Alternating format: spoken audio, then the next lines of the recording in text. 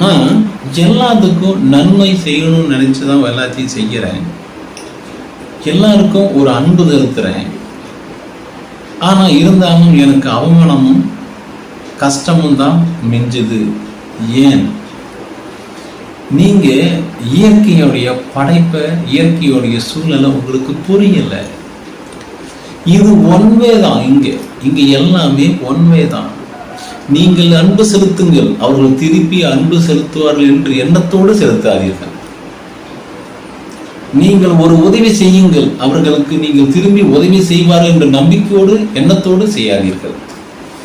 அப்போ இங்க எல்லாமே நாம் காட்டக்கூடிய அன்பு நம்மை மட்டுமே சமாதானப்படுத்தவே ஒழிய இன்னொருத்தர் அன்பு காட்ட வேண்டும் என்பது சராசரி மனிதனுடைய எண்ணம்.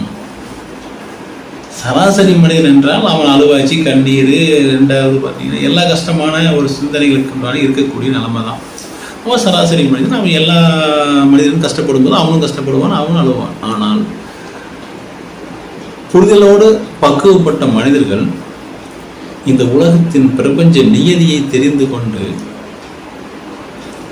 நீங்கள் அன்பு செலுத்துவதையும், நீங்கள் ஒருத்தருக்கு உதவி செய்வதையும் அவர்கள் புரிந்து கொள்ளாமல் இருந்தாலும் அதை பற்றியெல்லாம் நீங்கள் கவலைப்படாதீர்கள். ஆனால் உலகத்தில் ஏதோ ஒன்று நம்மளை வாட்ச் செய்து கொண்டிருக்கிறது, நம்மளை கவனித்துக் கொண்டிருக்கிறது. அந்த கவனம் நான் ரகசிய கேமரான்னு சொல்லுவேன். சிசிடிவி ஃபுட்டேஜ் உங்களை ஒன்று பார்த்து கொண்டிருக்கிறது.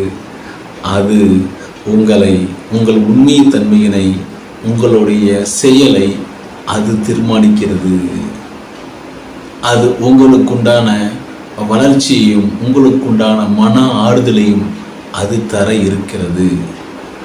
இந்த பாமர மனிதர்கள் சொல்லக்கூடிய எந்த விதமான ஏற்றுதலுக்கும் பேச்சுதலுக்கும் நீங்கள் செவி சாய்க்காதீர்கள். ஏனென்றால் நீங்கள் இறைவன் அப்படிங்கிற ஒருத்தர் இருக்கிறார் மட்டும் மறந்துடாதீங்க.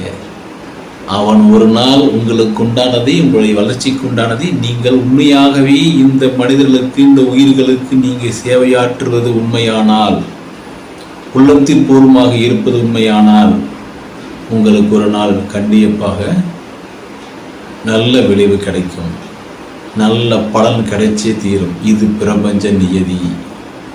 நீங்கள் இதை உள்ளத்தில்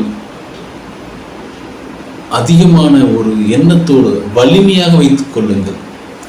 இது ஒன்றால் நடக்கும், உங்களுக்கு நன்மையே நடக்கும். உங்களை இறைவன் பாதுகாப்பான்.